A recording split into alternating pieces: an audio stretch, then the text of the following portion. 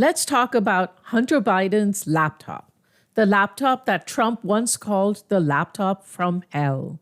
First, it isn't one single laptop. There's at least two laptops out there that could lay claim to the title of the Hunter Biden laptop. Second, most of the time, what people talk about isn't even the laptop, which has lived with the FBI since December 2019. It's irrelevant. What it is an image of a hard disk. Some of the data on it is definitely Hunter Biden's. Some of it definitely isn't. Third, it isn't one single image. There's multiple versions of it out there in the world, branching out in an evolutionary tree pattern, with each set of hands it has passed through having left their known and unknown fingerprints on the data. To summarize, Hunter Biden's laptop isn't one single laptop, it's not a laptop, and some of it is not even Hunter Biden's. So let's tell the story of the Hunter Biden laptop, the laptop from hell. In the telling of this tale, I will be depending heavily on the deeply researched work of Marcy Wheeler, an independent journalist who writes about national security and civil liberties at emptywheel.net. I'm grateful that she agreed to join me and shed light on some of these complex details. I will be linking to her work and also the other clips and articles that I reference in the show notes.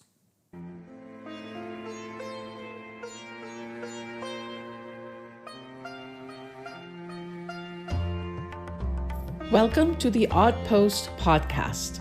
I am your host, Anila Mirchandani.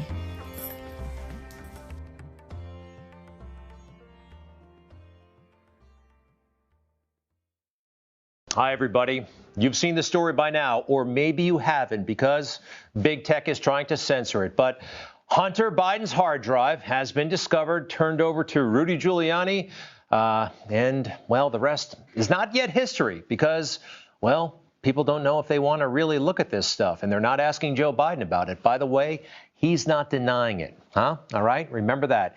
No significant real denial from the Biden campaign, a lot of non-denials. But let's go through it. Some dynamite stuff in here. We're hearing from Rudy Giuliani in the New York Post. They have Hunter's hard drive. They have reported that there's that thank you note from a senior Burisma executive thanking Hunter for setting up a meeting with Vice President Joe Biden. That's exactly the kind of thing that Joe Biden promised everybody was not happening. There's that. Hunter Biden's laptop is a real-life McGuffin, the mysterious object in detective movies around which the plot swirls. As you heard in the Newsmax clip, it came into our lives as an October surprise before the 2020 election in the form of a couple of New York Post stories that relied on data from the laptop and claimed that Joe Biden corruptly benefited from Hunter Biden's influence peddling in Ukraine and China. By the time the New York Post story came out, Rudy, Steve Bannon, and others around them had had the laptop for a couple of months. They had spent that time frantically diving into the data they found on it, including salacious images, years-old emails, everything, with no compunction for Hunter's privacy. By the way, Hunter Biden is suing a whole bunch of them, including Rudy, for this breach. The first New York Post story centered around two emails that they called the smoking gun, both from the time that Hunter served on the board of Burisma, the Ukrainian energy company, from 2014 to 2019. One has to assume that in months of playing with gigabytes of data, this was the most damning story they could come up with. In one email from 2015, Burisma executive Vadim Pozarsky thanks Hunter for introducing him to his dad. Joe Biden was the vice president at that time. In another email from 2014, Pozarsky describes how the company, Burisma, is being shaken down by the Ukrainian Ministry of Internal Affairs and asks Hunter if he can bring any influence to bear in order to get them to back off. These two emails, neither of which are smoking guns on their own, were tied with a real-life event, which is that Biden forced out the Ukrainian Prosecutor General Viktor Shokin in December 2015. The insinuation is that Biden forced out Shokin because he was doing his son Hunter's firm Burisma a solid by getting a Ukrainian prosecutor fired. You will be unsurprised to know that none of it holds together. The 2015 introduction was a chance meeting with Biden at a World Food Program dinner that Hunter was presenting at. The 2014 email asking Hunter to exert his influence did get a reply. Hunter would discuss Burisma's legal issues with his law firm, not with his dad. He had already in the prior month expressed his conviction in an email that they would never intervene with domestic policymakers on Burisma's behalf. As for the Veep, Biden, pressuring Ukraine to fire Shokin, this has been debunked over and over, but this was not a corrupt act that Biden did on his own. He was carrying out U.S. and Europe's joint policy by pressuring Shokin out, because Shokin himself was known to be corrupt. I was, not but it just happened to be that was the assignment I got. I got all the good ones. So I got Ukraine. And I remember going over convincing our team or others to convincing us that we should be providing for loan guarantees. And I went over, I guess, the 12th, 13th time to Kyiv, and I was supposed to announce that there was another $1 billion loan guarantee. And I had gotten a commitment from Poroshenko and from Yatsenyuk that they would take action against the state prosecutor, and they didn't.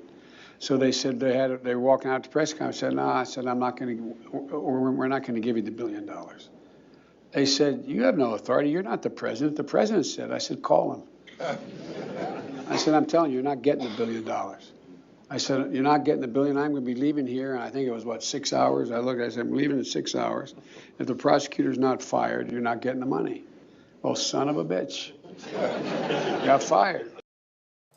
The second New York Post story centered around an email from one of Hunter's associates that seemed to arrange a deal where 10% would be held by Hunter for the big guy that the right wing decided meant Joe Biden. Also, there's an email outlining a proposed deal to do business with China, and 10% would be reserved for the big guy, and everybody seems to think that's Vice President Biden, former Vice President Biden at that point. But this is also not a smoking gun. Hunter's associates, one of whom was named Tony Bobulinski, did try to suggest Joe Biden could be involved, but that's not what actually happened. Here, I'm going to quote from Hunter's congressional testimony from February. Quote, I told Tony literally weeks after I met him that he was out of his mind, that he was going around trying to promote the idea that my dad was somehow going to be involved in this, and that's why I never did business with Tony. End quote. Mr. Mayor, how about this? You've got the hard drive. Now, one thing that's different between how this is going down and, say, what happened to Hillary Clinton with WikiLeaks, I believe they made the data available. I mean, like they put a lot of it online so news organizations could access it. In this situation, we're kind of like, waiting for you and maybe the New York Post to kind of spoon feed us every now and then. Have you thought about just putting it all out there, whatever you can do legally? Sure, I have. If I could find a news organization that's independent enough and willing to really deal with it honestly, as opposed to the iron curtain that I have of Twitter not being willing to put out the New York Post story, Facebook, New York Times, New York Post, several of the other New York publications, not the New York Post, obviously, the Washington Post, NBC, ABC, CBS. There's an iron curtain of censorship over there. As you heard from Rudy in that Newsmax clip, the New York Post story created a second-order scandal because no other outlet would run it, causing a lot of rending of garments and gnashing of teeth in the right-wing media. Rudy tried, but they all wanted to be able to forensically validate the data, which is the minimum any news outlet would do. Twitter also throttled the spread of the story. So where did that data come from, and why did Rudy not let anyone examine it?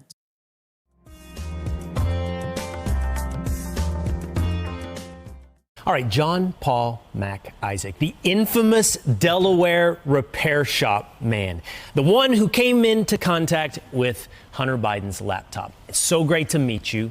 I'm glad to have this conversation. I want to hear the story. Wow, where do you want me to begin? I'll tell you exactly where I want you to begin. I want you to begin in April of 2019 on a Friday night just before closing time. Well, yeah, it was about 10 minutes before closing, and I was definitely thinking about getting out of work. I was not thinking about spending time or staying late with anybody. And then the countertop illuminated as the headlights of a car pulled up in front of the shop, and I kind of let out a sigh because I knew that my evening was going to be cut abruptly short, or any plans that I had for that evening. And then the client walked in the door with 3 liquid damaged MacBook Pros. And I was able to check in one of them. The other one was a write-off. The other one I left with the customer so he could take it with him and do the recovery himself. When I saw the Beau Biden Foundation sticker and the customer informed me that he was Hunter Biden, I instantly thought that this was his deceased brother's laptop, and he wanted to get his memories off of it. So I decided that, you know what, I'm not going to close. I'm going to stay in the shop a little later. I'm going to work with him, see if I can help him out. And I felt bad for him. So he walks in. Do you recognize him? I've read, by the way, John Paul, you're legally blind. I don't, when he walks in, at what point do you realize I'm dealing with Hunter Biden? When I asked him his last name. So the check-in process, I asked the customer his first name, and then I asked the last name. And when he got to Hunter, I wrote down Hunter, and then he goes, Biden, and kind of sarcastically, like I should have known who he was. This is the story we're told about how the laptop from hell ended up in Rudy's possession. It's April 2019. A man and his laptop walk into a Delaware Mac shop. The man says his name is Hunter Biden, and he wants data from his liquid damaged laptop rescued. The Mac shop owner, an albino legally blind man named John Paul Mac Isaac, or JPMI, can't visually discern him enough to be certain it was Hunter. That evening, he works on the recovery of the man's data. To rescue the data, he starts dragging and dropping files off in chunks to an external hard disk. As he's copying files, he spots signs of illegal activity, salacious pictures, drug use, and becomes alarmed. He snoops around in a file called income.pdf, conveniently marked with a purple dot, and becomes more alarmed. He now thinks he knows too much and his life is in danger. The man who called himself Hunter Biden never shows up to pick up the laptop, so JPMI considers it abandoned. When news of Trump's Ukraine-related impeachment starts breaking in July 2019, he believes he's sitting on evidence pertaining to that. He tries to get the FBI interested in Hunter Biden's data. A few months later, they contact him and he hands over the laptop and the hard disk. Here he is, after the New York Post story broke, evasively answering questions from a group of reporters. I saw stuff that made me uncomfortable, and I felt afraid and fearful of repercussions, fearful of all due respect again to your professions, this kind of stuff. And I just wanted it to go away. Have you heard from any of the Bidens, basically from the time that you received that laptop till today? Did you call the FBI from the store or your cell phone? Neither. From your house? They approached me. The FBI, The how did the FBI FBI approached you? Oh, shit. Just how would they know about it? That's yeah, what I haven't. See, that's what we were talking about earlier. You did something. You made some action that tipped the FBI off, and I don't think we've gotten clarity on that. Or maybe you didn't. Maybe Hunter Biden told the FBI, which I doubt. Yeah.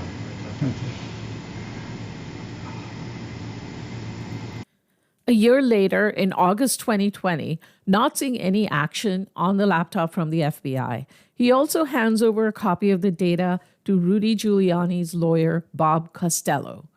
This copy is shared with a whole bunch of right-wing operatives, from Steve Bannon to Vish Bura, who was a Bannon aide and also George Santos's congressional staffer, to Bernard Kerik, a Rudy associate and a felon pardoned by Trump, to Garrett Ziegler, who was an aide to Peter Navarro, who was also involved in Stop the Steal efforts, to Tori Maris, a QAnon-tinged podcaster, and Guo Wengui, a Chinese billionaire who has pled guilty to fraud, etc.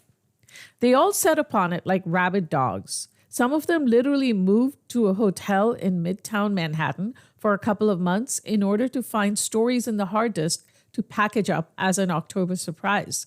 Here's Vish Bura describing their activities with the laptop from hell. Delighted to welcome to the podcast Vish Bura. Vish is a journalist. He's done some really cool things with Steve Bannon. He's actually present and part of the Hunter Biden laptop story, which is what we're going to talk to him more about today. So Vish, thanks for joining us. Thank you for having me, Danielle. It's always a pleasure. I wanted to talk to you because you had a very pivotal role in this and a very kind of like behind the scenes role, but was a really big part of the laptop being discovered and the information being published. And I know that we have like a lot of like mutual friends involved in the same story, but I wanted to have you on so you could tell us a little bit just about kind of how did you get pulled into this? How did you first find out about the laptop?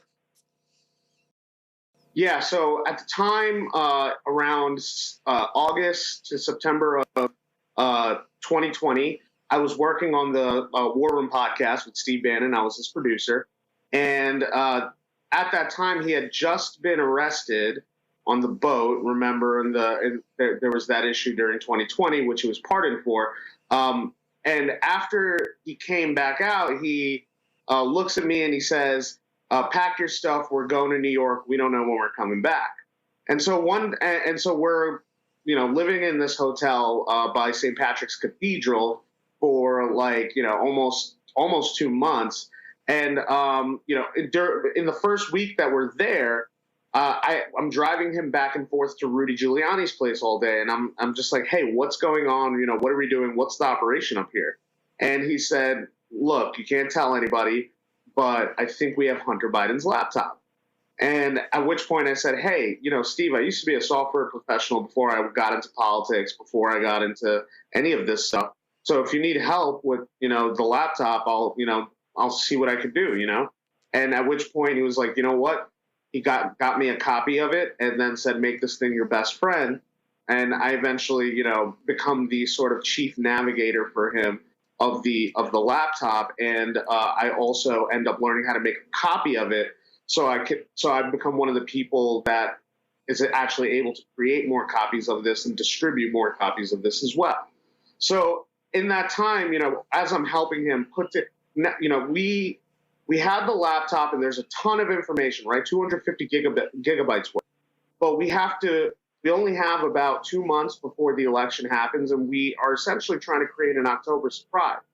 And so while we're in Manhattan, basically extracting and researching the information that's available on the laptop, I called it the Manhattan Project because we were essentially creating a nuclear political weapon.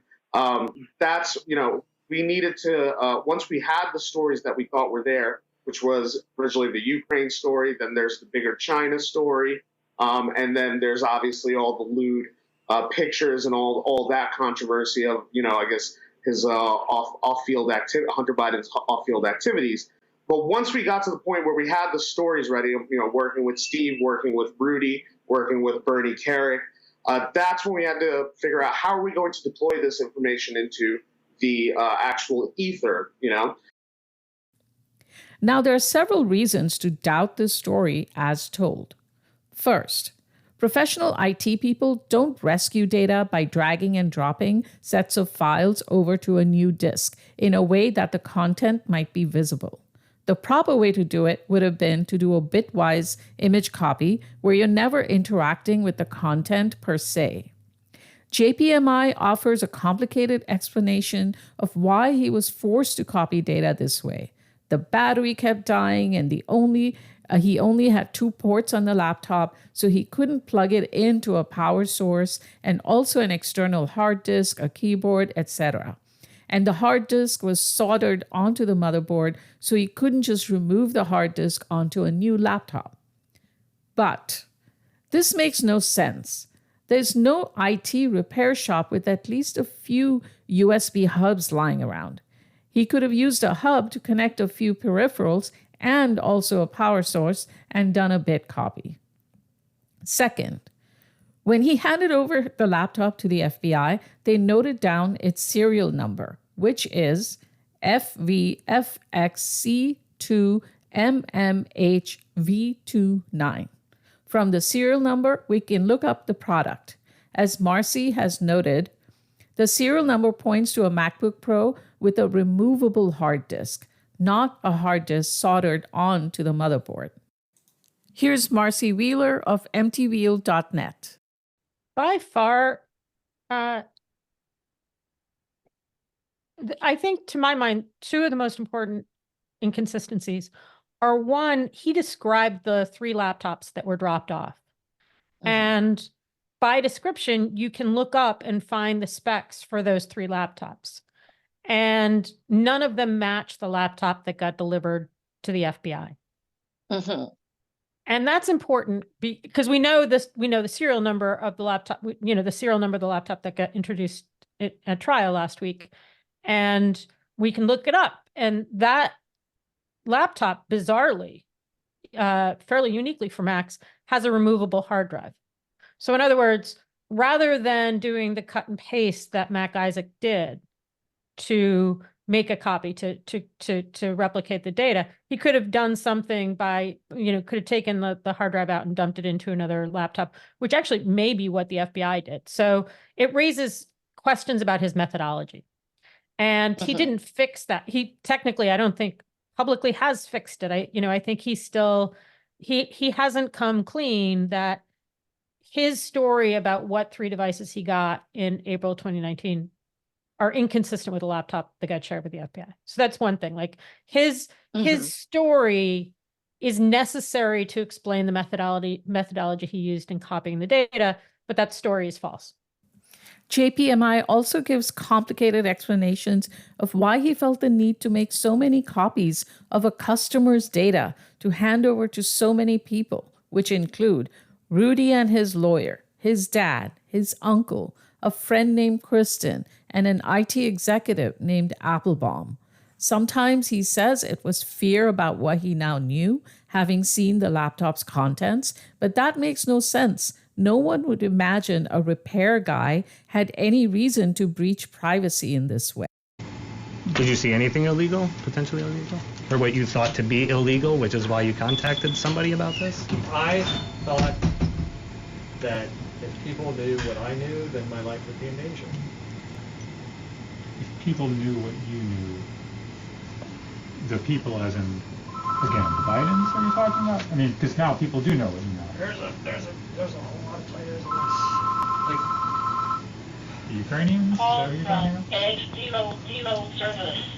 I mean, don't put that in there. Guy's got a hit squad. That's what you're afraid of. I don't You're need afraid to of do. the Well, Ukrainians. I'm afraid of somebody wanting to not make sure that I don't extort them for money, or that I don't do, things with their computer. They would silence people too. So I was afraid for the owner. I was afraid for the people that are involved on the content of it, and I just wanted it out of my shop. So you're afraid for Hunter Biden, not of the Biden family? I was of. You're afraid of Hunter Biden? Not Hunter. Or the Biden family? Yeah, just the links that people will go to in this political climate to keep things a secret. And you're afraid of the Ukrainians? A little bit. They're not. Some of them are very nice people.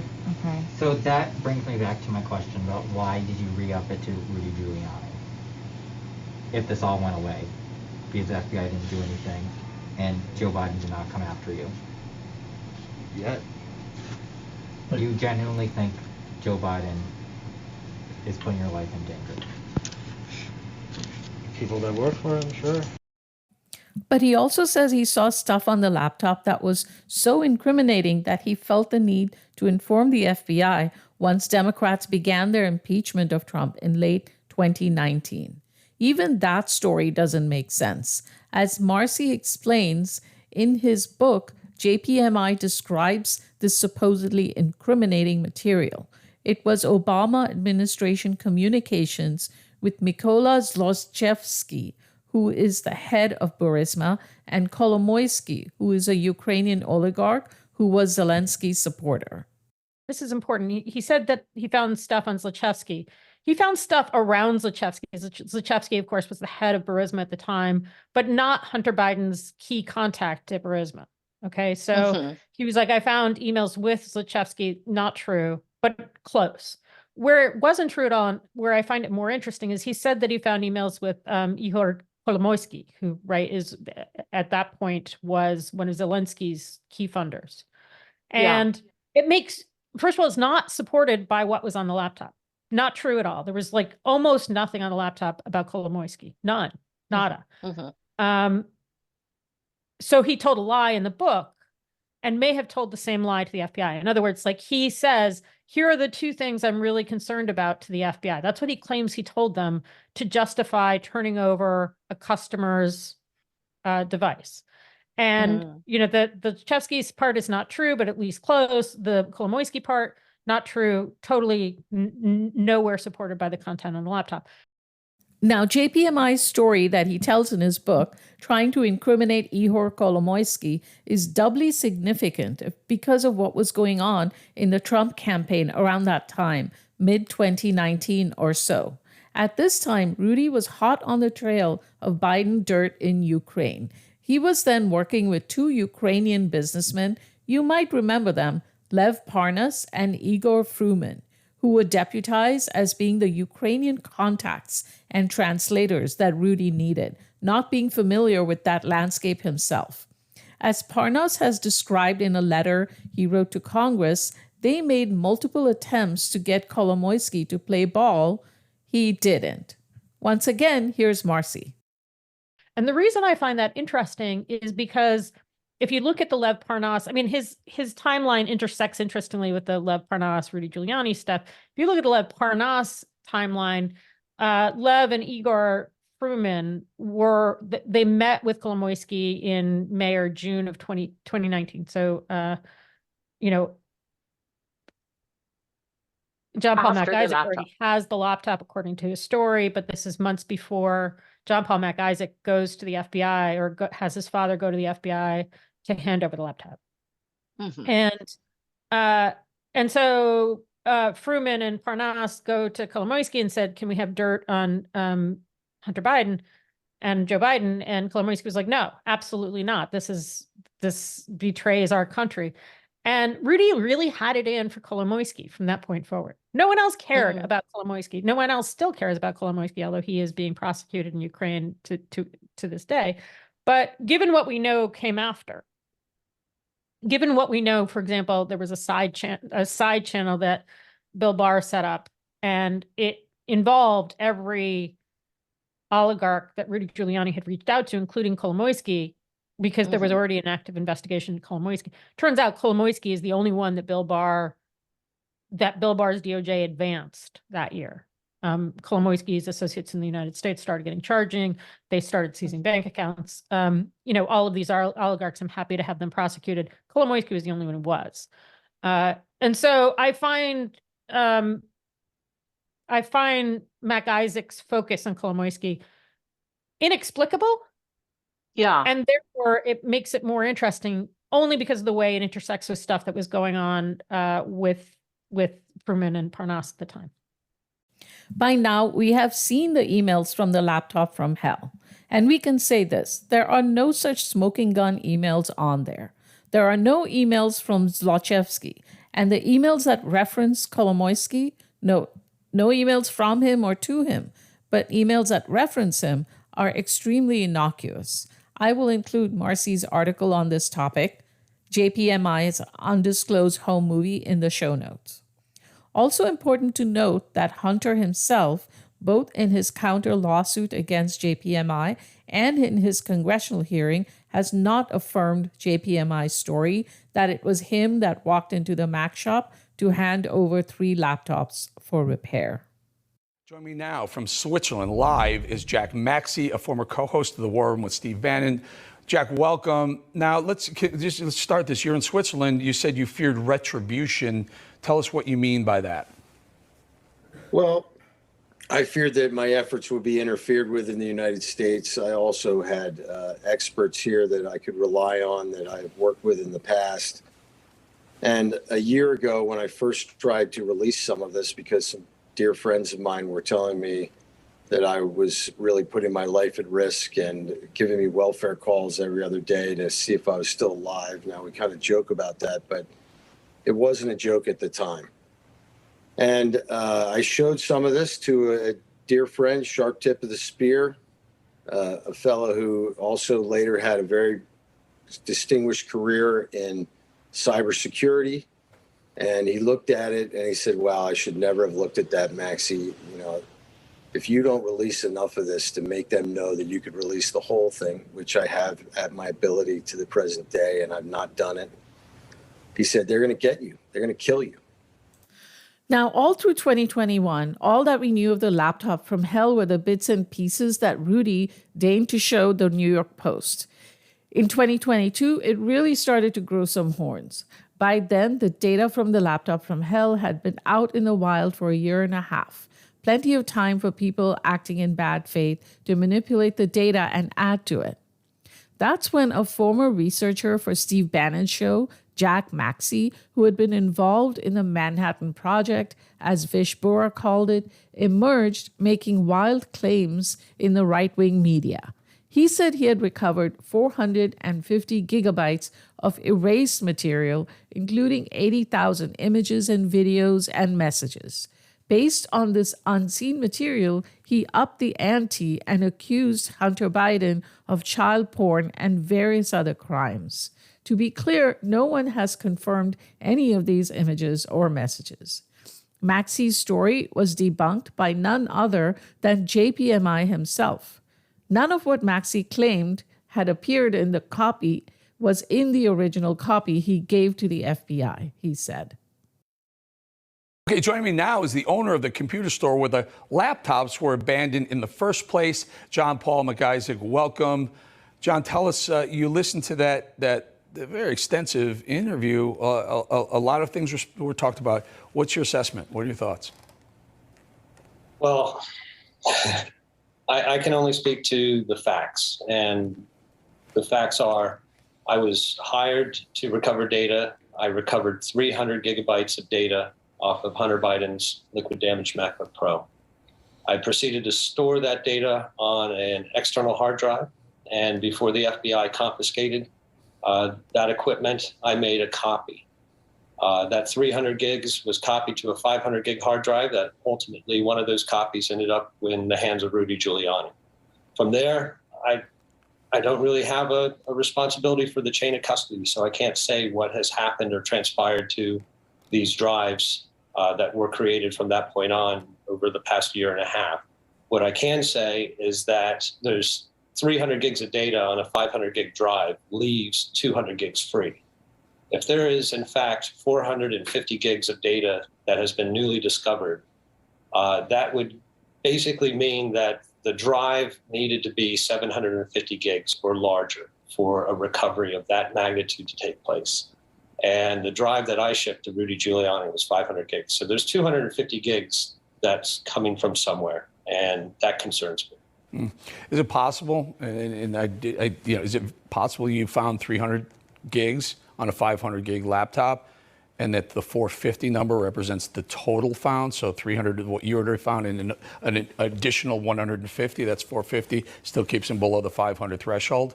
He may have said there's 450 new, but maybe he meant 450 total. Is that possible?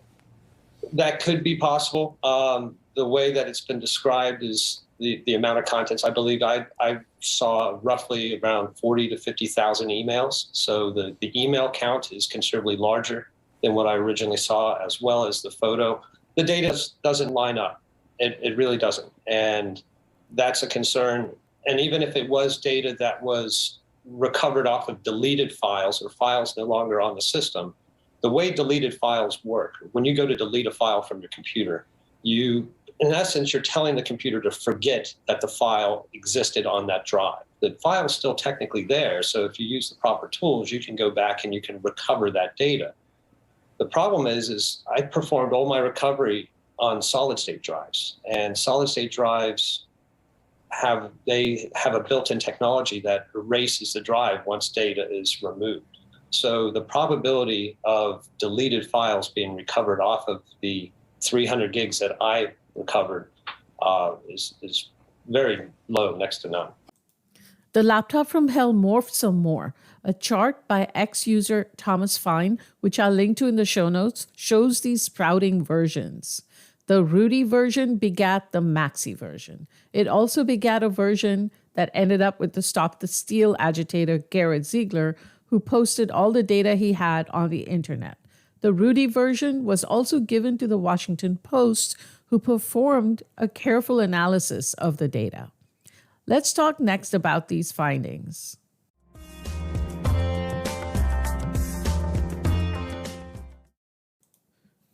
The MacBook Pro laptop, which became the laptop from hell, was set up on October 21st, 2018. When it was set up, it got hooked into Hunter's iCloud account and downloaded emails and other data. So it has emails from long before October 2018. It also has iMessage chats, videos, and images. The image contains over 128,000 emails saved as files, 286,000 individual files, and 217 gigabytes of data. The emails range from 2009 to 2019, and this covers his time on the board of Burisma, a Chinese investment firm, and work related to Kazakhstan. Of those 100,000 emails, Washington Post was able to authenticate only 22,000. That's around 17%. What this means is that they use cryptographic data from the emails to verify that they actually came from the email accounts that they claim to come from. The rest of the emails, they said, could not be verified. That's not to say they weren't Hunter's, just that they could not be verified. Some were only partially downloaded and had lost the cryptographic signatures that could help authenticate them. In other words, it would be possible for a person acting in bad faith to insert one false email among thousands of valid ones. This is just the sort of manipulation that intelligence agencies watch out for. Quote, the data had been repeatedly accessed and copied by people other than Hunter Biden over nearly 3 years. Theoretically, it's possible, they said, that the laptop was assembled by someone laying stolen data from Hunter's iCloud onto it. One of their researchers said, the drive is a mess. It was useless for forensic examination. The data is such a mess that it affected Hunter Biden's trial on gun charges that just concluded last week with a conviction. The FBI's version and the defense's version could not be correlated cleanly. Here's Marcy. I don't know the basic structure of the image. The important thing is it's a copy of Hunter Biden's, one of his main iCloud accounts. He has a number of iCloud accounts. There was actually a new one disclosed at trial, but it came about because that laptop was synced to his iCloud or downloaded his iCloud content at some point. And so when people are like, we're going to prove it was his laptop, what they did was prove it matched the content of his iCloud. Now it didn't. Like, we have since confirmed 100% it did not. We've confirmed that there are things that exist on both devices, but over 50% of the communications introduced at trial exist only on the laptop. And that raises questions. Like, if he is syncing to his iCloud regularly, then why isn't everything on the laptop synced to his iCloud? And you'll still see a bunch of right wingers who are like, oh, it's all in the iCloud. No, it's not all in the iCloud. Over half the communications introduced at trial only exist on the laptop. A couple of key things about the laptop, which are critical to know, is one, there is a phone believed to be the phone that Hunter was using, the actual hardware that Hunter was using to communicate with Haley Biden in the days he bought the gun. And that phone gets saved in iTunes to the laptop and in encrypted form. Another iPad gets saved to iTunes, non-encrypted form. And then there are some backups. And the backups have backups. And, it's sort of like this, I mean, one thing that's important to know is the FBI never indexed this thing. The FBI never said, let's figure out everything on this laptop and figure out where it goes and figure out where it lives. And there were fights at the trial that were bench conferences, so they didn't really get reported. When Hunter tried to introduce texts with Hallie, the prosecutors were like, we don't know where this is from. And Hunter was like, well, it's from the laptop, right? You've just told us the laptop is completely valid. Why won't you let us introduce stuff from the laptop? Then they claimed, and this is not plausible, that they hadn't gotten some of the communications with Hallie because they were privileged. So there was this kind of burning fight between the defense and prosecution throughout the trial about how they got to these comms. And that was due to the fact that the FBI never indexed the laptop. The FBI never said what all is on this laptop. How does it relate? I have yet to, one of the things that's interesting about the comms that got introduced at trial is particularly there were some comms introduced on the last day of trial. I call them the 7-Eleven texts. Prosecutors kind of made up an excuse that they needed to use these to rebut Naomi Biden's testimony. And they introduced texts that they had never given to Hunter Biden saying they might be exhibits at all, which is, one thing that if Hunter Biden appeals, he's going to appeal that. Yeah. And they were super damning. And Hunter just hadn't looked at them very closely. Hunter hadn't looked very closely at what Naomi had been saying to Hunter Biden, because to find where anything is on this laptop is nearly impossible. And there's not one, like the FBI had their Celebrite version of the laptop. The defense had their own Celebrite version of the laptop. They were totally different. So when they tried to explain to each other where certain texts were on the laptop, they couldn't find them. And so they were fighting before the judge outside the earshot of the jury. So it's a mess. But but as an example, those 7-Eleven texts I just told you about, which probably were what sealed the deal for such a quick conviction. Because one of the jurors, for example, said, well, he was trying to buy the day before. That comes from those 7-Eleven texts. Those 7-Eleven texts predate the day that the laptop first logged into Hunter Biden's iCloud account. Right? So how did it get, there are maybe, the Haley Biden ones do as well. This laptop first accessed Hunter Biden's iCloud on October 21st, 2018. So right in the middle of the time he owns the gun. No one has explained when he got this laptop. I've never seen a receipt for it. We have receipts for all of his other new Apple devices. We don't have one for this laptop. And so there are obvious technical ways by which SMS texts, phone texts he sent weeks and months before he ever had the laptop got onto the laptop. In Hallie Biden's case, those texts I talked about, we know that phone was backed up to iTunes on the laptop, but we don't know how all the rest of it got onto the laptop. We just don't know. The last date that we expect to see Hunter Biden's activity on the laptop from hell is March 17, 2019. This is the last date on the emails in that cache. That's not what we see on the image. Data has been manipulated with dates beyond the time that Hunter Biden had it, according to the story.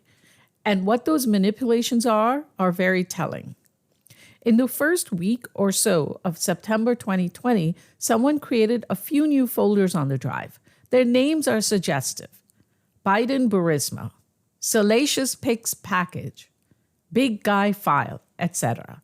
It seems clear from the dates and the names that these folders were created by the Manhattan Project crew as they were digging into the data, trying to find incriminating material.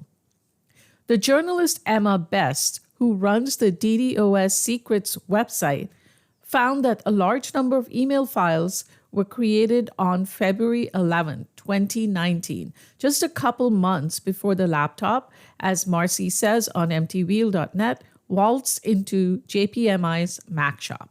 Put a pin on that date, February 11, 2019. We'll return to it in a bit.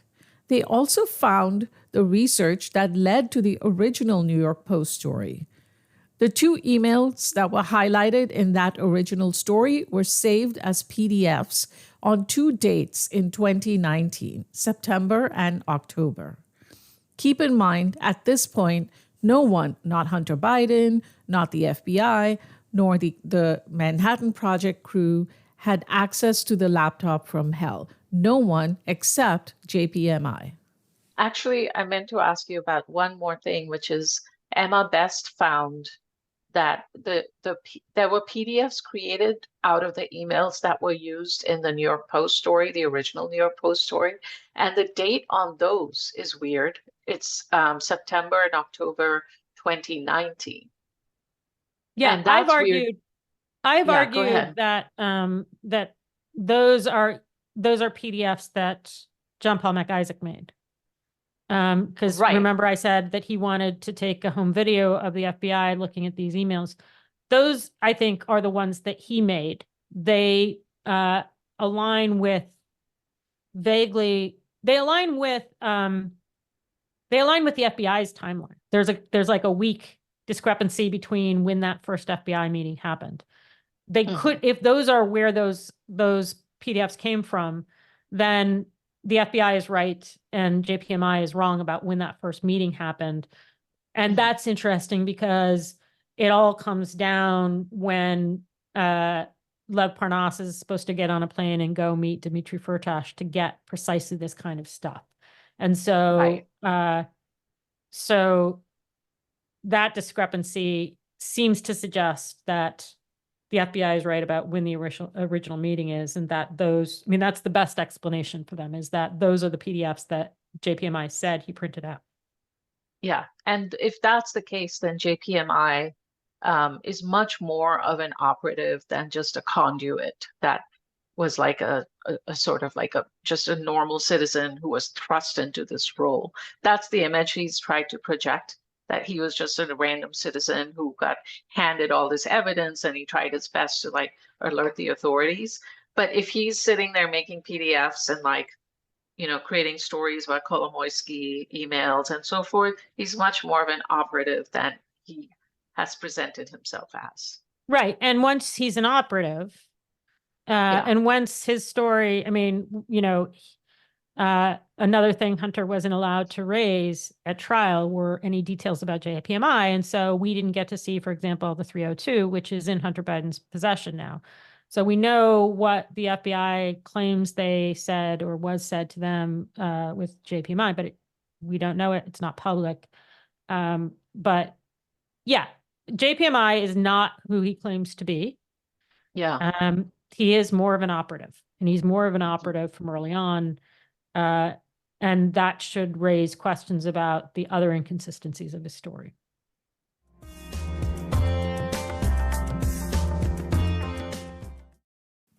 Now, as I said in the introduction, there isn't one laptop, there are at least 2. One is the laptop from hell, but there's another laptop in the land of lost laptops. This one was left behind at a psychiatrist's clinic where Hunter was getting addiction treatment in late 2018, early 2019. The name of the psychiatrist, Keith Abloh, a longtime Fox News talking head, friend of ratfucker Roger Stone, who had promoted conspiracy theories about Joe Biden, Obama, and called Michelle Obama too fat. How did Hunter Biden end up with this unlikeliest of psychiatrists, of all psychiatrists he could have chosen in the continental United States that have not made a career out of appearing on Fox News and don't have Roger Stone on their Rolodex? It's a good question. Here he is being interviewed by Tucker Carlson. Just unpack this a little bit, because it was, I mean, I just knew you from working for the same company for several years, and I was shocked to learn, or at least read, that you were treating Hunter Biden. So he was a patient of yours. Yes. Over the years, I've treated, as you might know, very prominent people, cabinet members and others. Illness is a common language. Once you're suffering with something badly, yes, doesn't matter what your politics are. So it would be thought of as curious, very curious, that he would seek out care from me. But on the other hand, it is really true. Like when you're in the trenches, of course, you go to the person that you think can help, and you leave everything else at the door, as your healer would. So for those who leaned on me, having heard that I had been treating him, and my God, you had his laptop, you didn't give it to anyone? Wait, but I just to how you connected with Hunter Biden, of all psychiatrists in the United States, and there are quite a few, do you have any idea how he wound up calling you? It was by referral. And, this is a closed, well, it's not. It's an open network of folks who have descended in my town. I have a cottage next to mine. They've made use of that at times in order to heal.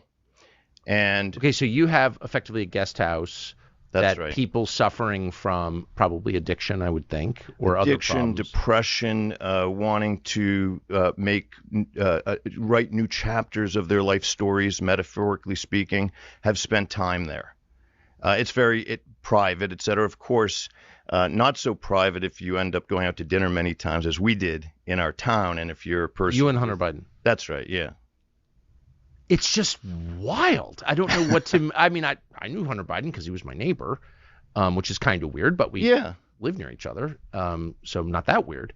But I just can't... did you think it was strange when Hunter Biden called you? So Hunter appears to have inadvertently left his laptop at Keith Ablow's clinic at the end of his rehab session. Later, Ablow's office was raided by the DEA. That's a whole subplot that I won't go into, and they found Hunter's laptop among his possessions and returned it.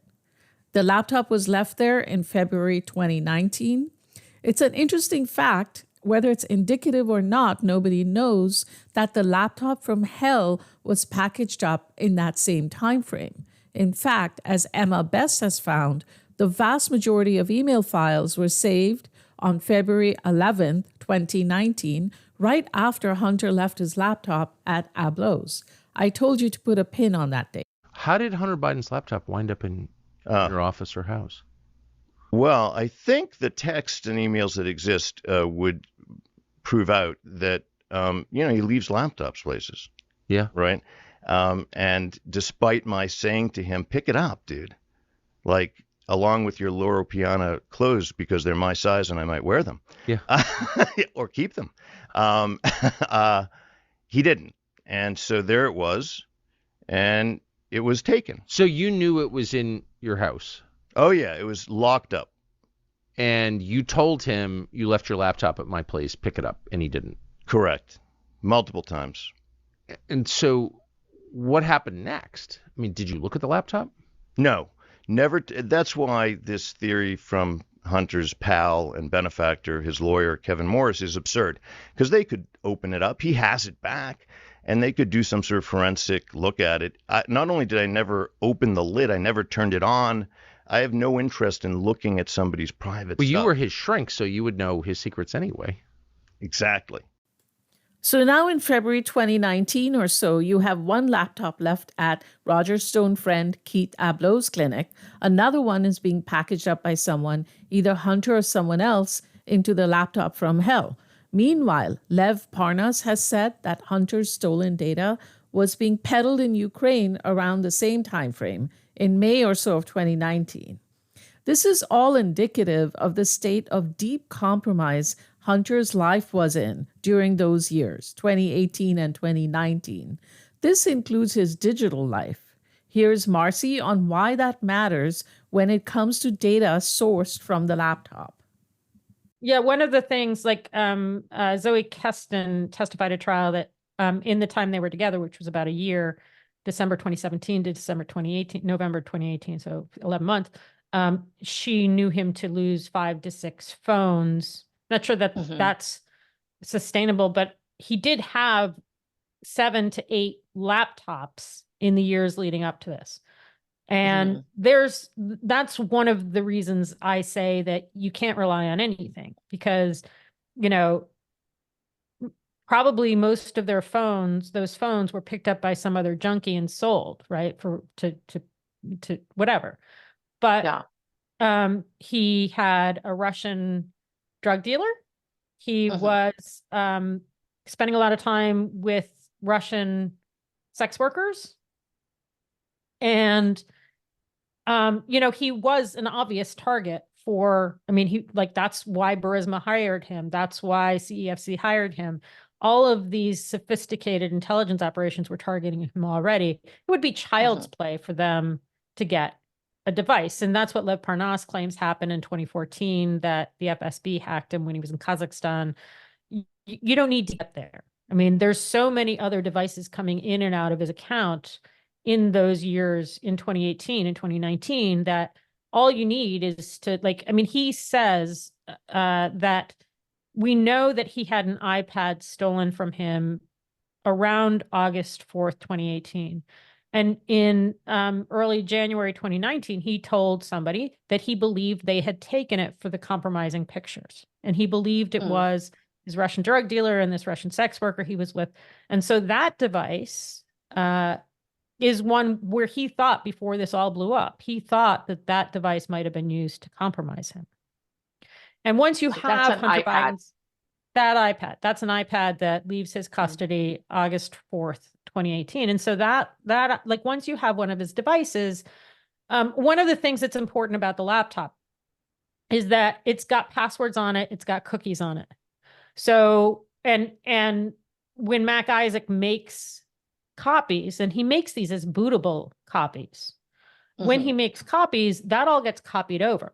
And so anybody who's using those, who's accessing those hard drives, the Rudy Giuliani hard drive, who then copies it to Garrett Ziegler, who then copies it to Jack Maxey, anybody who has those drives and isn't using digital security is going to, without trying, get into Hunter Biden's iCloud, or has the ability to get into Hunter Biden's iCloud. I mean, for example, Zoe Keston, again, testified at trial. She described that Hunter Biden was using her laptop at times to do his work. And, you know, one time she lost him. And so she looked up his bank account to figure out where he was withdrawing money from the ATM. So, I mean, like, you have his devices in so many different people's hands. And if those devices are still synced to the iCloud, all you have to do is send some texts. And then those texts are in the iCloud, and Apple has given the iCloud to the FBI and said, this is authentic iCloud. It belongs to Hunter Biden. But Hunter Biden, to disprove that somebody else added them, or to prove that somebody else added them, you would have to go back and look at the IP address, the MAC address of the device that actually sent those texts. None of that happened at the trial. And then you'd have to try to prove that he was actually present at that location, that geolocation. Right. I mean, just as an example, there's a Venmo transfer that is described in the tax indictment. And that Venmo transfer, like in this same period in August 2018, after he has lost his iPad, there's this moment where somebody logs in to his Venmo account from both 12 minutes apart, from LA and Las Vegas. And so, and it could be something simple, like one of his drug dealers gives the Venmo to another one of his drug dealers. We know that he was giving drug dealers access to his accounts. But once you have devices that can't both be Hunter Biden, then his Venmo has to be presumptively compromised. So one of the things in the tax indictment is a Venmo transfer to a stripper, and he wrote it off. And I'm like, that's fine. I'm not saying he didn't pay this stripper, but you need to show that it was in his hand, and that he's the one who submitted the dollar amount. Because his drug dealers were the ones going to the ATM account and withdrawing money. And it would be child's play for them to withdraw $2,000 instead of $800, except for the daily limits. I mean, you know, that's the thing, is that I would be shocked if his drug dealers and sex workers were not helping themselves to his bank account. And are you going to hold him responsible for not identifying those if he's not the one who actually made the withdrawal? Prosecutors have already made it clear that he's not the one who withdrew most of the money, or all of the money. A lot of the money that got withdrawn directly from his bank account is not money that he himself withdrew. Yeah, because he was sort of handing out his passwords almost like candy. Because, I mean, I guess that's a sign of how much he was sort of in the throes of addiction, that he wasn't really careful at all with any of his data or his passwords. Yeah. And none of these people had his best interest at heart, and, and they're all by definition criminal. Yeah, and right. And so I'm not saying it happened. I'm saying that to rule out it happening, you need to do a lot more work than the FBI, by their own admission, has done.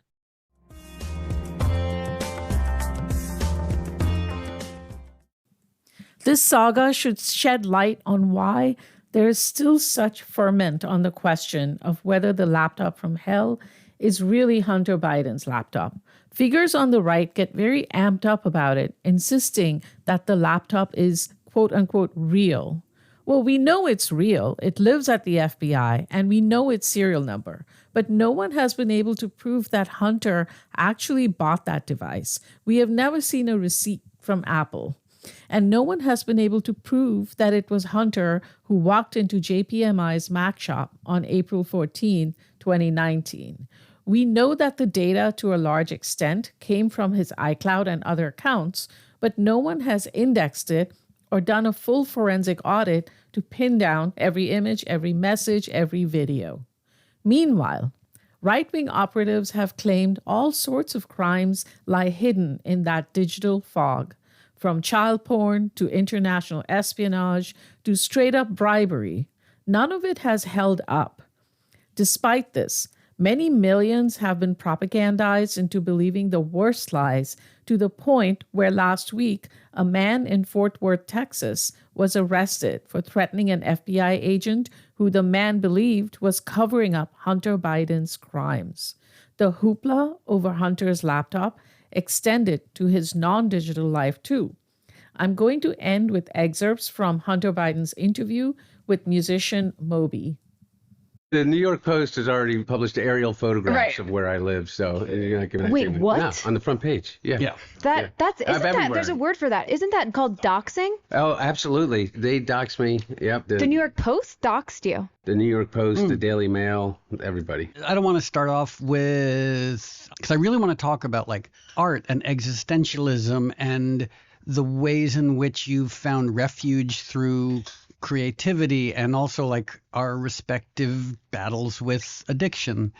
But a few years ago, this was before your dad got elected, you told me this story about, I guess, was Bo had just been born? Yeah. And that the Post or someone had published your address and all these MAGA lunatics came to your house. Yeah. What happened? So it was actually before Bo was born. So Melissa was pregnant. Was 7 months pregnant, and they published on the front page the picture of the house, the address, aerial view of the house, the inside of the house from the realtor's, online offering of the house, description of where you could stand to see through the floor-to-ceiling windows on that road that we lived on, and literally within 36 hours, I had half a dozen to a dozen people, mostly men in, MAGA hats with bullhorns, literally pounding at the front door. It's unclear what they are trying to achieve. I heard of people protesting outside of a Supreme Court justice's house when they decided that abortion could be illegal if a state chooses, because they were upset about a ruling. And I'm trying to make a connection in my head because you are not a political figure. So it seems to me like the intention is only to intimidate and scare. That's right? it. Like I just don't understand. Here's my analysis of it. If you haven't, you should go back and read the foreword to the 50th anniversary edition of All the President's Men. They give it a really incredible synopsis of what led to Watergate. The thing that led to Watergate was the Nixon administration had figured out that the only person that would have a chance of beating them in the 72 election was a guy named Muskie, senator. He, if this reminds you of something, he was a centrist From senator Maine, right? from Maine with an enormous amount of foreign policy experience. He was considered a working class guy that appealed to the vast middle of America. And they didn't think that they were beatable, but they thought that the only person that could beat them was Muskie. And so what they did, and literally some of the names are the same. Roger Stone was part of it. What they did is they attacked the thing that mattered to him the most. And what mattered to Muskie the most was his family, and particularly the relationship that he had with his wife. And so they broke into her therapist's office. They labeled her a drunkard. They said that she was emotional, which was another way for saying unstable in 1971. They threatened his family in ways and just went after him to the point where Muskie was making a speech in New Hampshire, and it was snowing, and he said that it was snow that was melting on his eyes. So anyway, what happened is that Muskie cried during his speech, and it ended his campaign, and he dropped out of the race.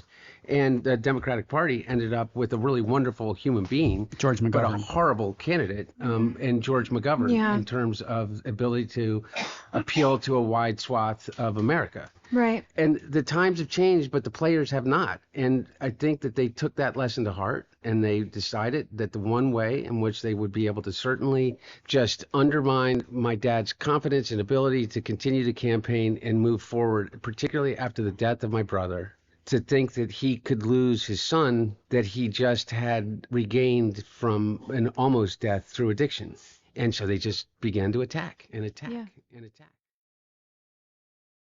The Odd Post podcast is produced, written, and hosted by me, Anila Mirchandani. If you enjoyed it, please give us a 5-star rating on Apple Podcasts or wherever you listen.